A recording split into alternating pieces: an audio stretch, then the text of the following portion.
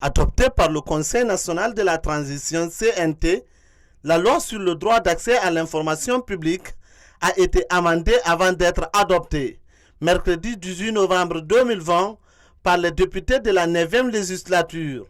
Portée par le gouvernement guinéen, l'objectif de cette loi est de garantir le droit d'accès à toute personne physique ou morale à l'information publique.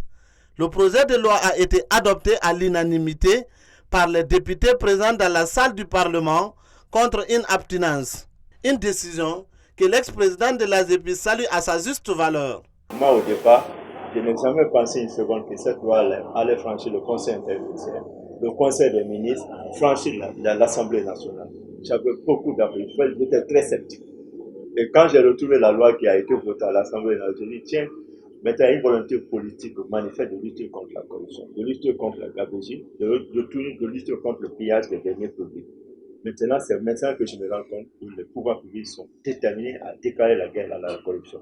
Parce que la plaie de notre économie nationale, c'est la corruption. Donc, il n'y a aucun but juridique, la loi, elle est complètement pleine et ça prend en compte les préoccupations des uns et des autres, les acteurs de la société civile, les pouvoirs publics, les journalistes, tout le monde y retrouve son compte. Vous allez voir, quand vous allez voir le document final qui va faire l'objet de publication au journal officiel, vous verrez que on a tenu compte des intérêts du citoyen lambda et on lui donne l'opportunité de ne jamais venir à Conakry pour qu'il soit rétabli dans son droit. Il peut rester chez lui là-bas, dans sa région naturelle, dans sa préfecture, saisir le juge de référé pour que le document qu'il a demandé personnel au public là lui soit remis dans un délai maximum de 45 jours.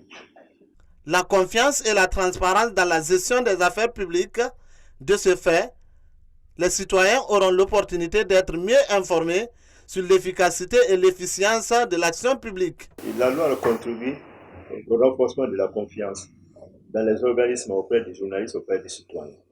Un organisme qui communique, qui n'a rien à cacher, il est craint et respecté.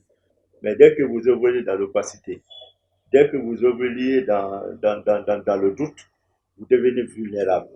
On va vous faire accuser de tout. Mais quand tout est transparent, vous allez devenir un modèle pour les autres et tout ça peut avoir un effet bénéfique sur l'économie nationale. Puisque le projet de loi est adopté, ce qui reste, c'est l'avis de conformité de la Cour constitutionnelle, sa promulgation par le président de la République et sa publication au journal officiel.